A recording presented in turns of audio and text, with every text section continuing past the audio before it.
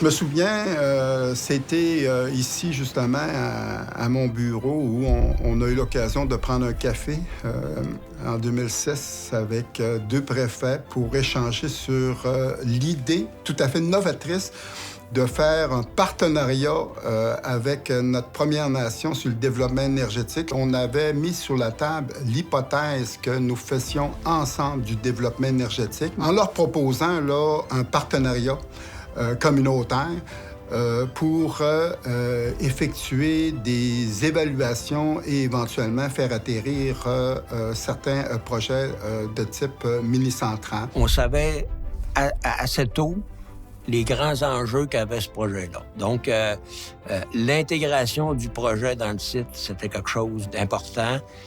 La chute, évidemment. La chute, c'était l'élément central d'attractivité du site, donc il fallait tenir compte de ça. On savait qu'il fallait être extrêmement pointu sur la gestion de la réalisation, de la conception. Puis il fallait aussi qu'au plan du financement puis de la propriété du projet, qu'il fallait que ça soit massivement communautaire, s'il n'est pas à 100% communautaire. Mais en cours de route, on a fait beaucoup de choses pour améliorer puis bonifier ces enjeux-là. On ne pouvait pas rater un projet de cette nature-là parce que on aurait porté un préjudice énorme à long terme à la capacité du monde municipal de s'impliquer dans des projets comme ça. Au départ, il faut comprendre que c'est dans l'ADN même de Val-Jalbert que d'être innovant. C'est un village qui était innovant à sa fondation. La centrale elle-même a été dessinée de telle manière qu'elle se fond parfaitement, elle épouse la façade là, de la roche. L'essentiel, c'est la communication, la recherche, la transparence dans l'information, qu'on n'a pas le droit à l'erreur, que le projet ne vienne pas porter préjudice à Val-Jalbert, c'était aussi là, important, plus encore que ça devienne une valeur ajoutée. On a démontré que Première Nation et la région, le milieu municipal, nous pouvons faire un réel partenariat qui est gagnant-gagnant. Ça génère des retombées qui sont 100% collectives.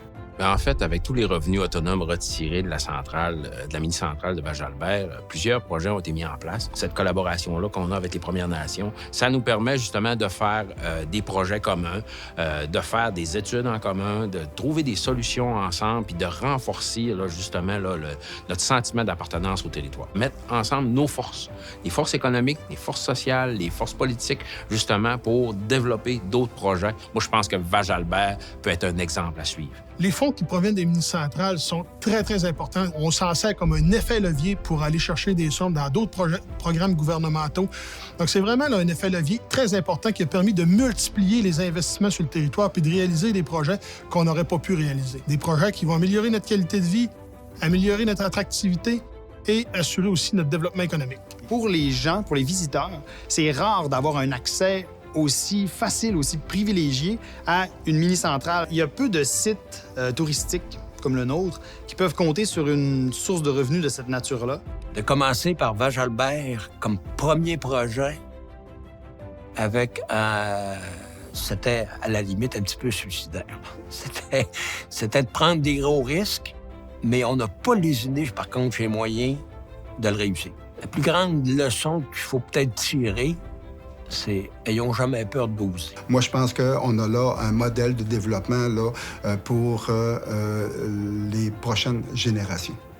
C'est clair que les gouvernements ont avantage là, à faire de la place dans le développement de cette envergure. En s'associant, Première Nation, municipalité, MRC, on peut réaliser assurément des projets qui sont structurants, qui sont durables et qu'on vienne augmenter les retombées là, sur le plan régional, sur le plan de nos milieux.